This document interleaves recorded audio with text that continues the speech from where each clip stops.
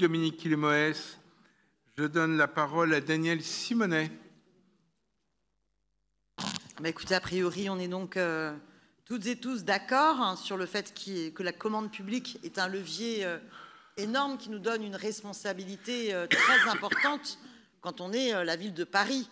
Parce que c'est sûr que la commande publique via la ville de Paris peut vraiment agir en fait sur la modification de l'activité économique concrètement. Parce que par notre commande publique, on le voit bien, on peut soutenir le développement d'une filière. Je prends un exemple parmi plein d'autres, mais quand il y a 10 000 agents de la ville de Paris qui sont équipés par une tenue réalisée bio, en coton bio et dans une entreprise équitable, eh bien forcément c'est une entreprise derrière en fait qu'on permet vraiment de soutenir et de pouvoir émerger dans un marché qui pouvait être saturé par, dans le domaine du textile, des pratiques totalement antisociales et par ailleurs des modes de production totalement anti-écologiques et à l'autre bout de la planète. Donc on voit bien qu'on a une responsabilité extrêmement importante.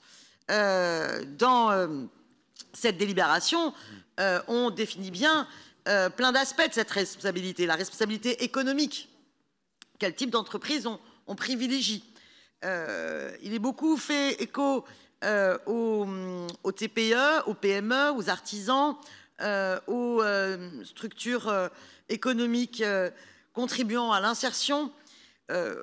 L'économie sociale et solidaire, elle est citée, mais ce que je regrette, c'est que par contre, dans les objectifs chiffrés, il n'y a pas d'objectif chiffré pour l'économie sociale et solidaire. Et là, j'avoue que quand même, à chaque fois, c'est ce qui pêche dans l'ensemble des politiques de la municipalité, c'est qu'il y a beaucoup de discours en faveur de l'économie sociale et solidaire, et je ne doute pas un seul instant que l'adjoint en charge fait tout son possible pour soutenir et développer l'économie sociale et solidaire, mais il va falloir à un moment donné assumer des ratios, assumer qu'on ne veut pas simplement augmenter. On voudrait à un moment donné que la part de l'économie sociale et solidaire dans nos rapports, dans les subventions ou dans notre rapport au niveau de la commande publique, eh bien moi je souhaiterais que ça puisse dépasser l'économie capitalistique. Donc ça devrait être un choix délibéré.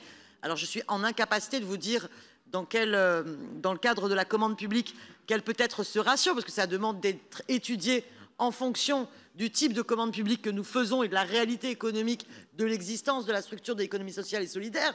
Mais voilà un travail que devrait faire la ville et que ce soit chiffré cet objectif-là, parce que sinon on a peur que ce soit un social washing. On dit économie sociale et solidaire, mais en fait, bon, on en a quelques-unes et puis le reste, c'est pas ça. Il en va de même, bien sûr, pour le soutien des TPE, mais là, par contre, vous pouvez le chiffrer aujourd'hui. Sur la question sociale et solidaire, c'est vrai que le document rattaché à la délibération parle bien à la fois de la question de la lutte contre les discriminations, de l'égalité femmes-hommes, de la question du handicap, mais on parle beaucoup moins finalement de toutes les nouvelles formes de surexploitation dans le monde du travail, que ce soit la sous-traitance, que ce soit le recours aux auto-entrepreneurs, que ce soit les temps partiels imposés. Il faudrait vraiment aborder aussi toutes ces structures économiques qui développent un recours au précariat totalement inacceptable et que ce soit bien pris en compte. Sur la question environnementale, c'est très important parce que ça veut dire que la ville de Paris, par sa commande publique, on le voit bien dans l'alimentation, elle permet vraiment de développer un autre rapport au vivant, le soutien à une agriculture bio en circuit court, et c'est essentiel. Mais il y a plein d'autres domaines, avec la sortie du plastique, avec la sortie du diesel, qui peut permettre aussi d'avoir un tout autre rapport à l'environnement grâce à notre commande publique. Donc il faudrait qu'il puisse y avoir une évaluation chaque année du respect de ces engagements pour qu'on puisse chaque année comprendre dans quel secteur nous arrivons avec ce schéma parisien de la commande publique responsable à atteindre les objectifs et dans quel secteur c'est plus compliqué pour que le débat puisse se poursuivre mais de manière plus précise, filière par filière, type de commande publique par type de commande publique. En tous les cas, ce qu'il faut retenir, c'est que la question des petits allotissements est à privilégier pour pouvoir répondre beaucoup plus finement à l'ensemble de ces critères. Donc, je voterai cette délibération et les amendements qui sont proposés et j'attends avec hâte que dans un an, on puisse aborder un premier bilan annuel. J'espère que c'est cela qui est prévu. En tout cas, ce sera ma question.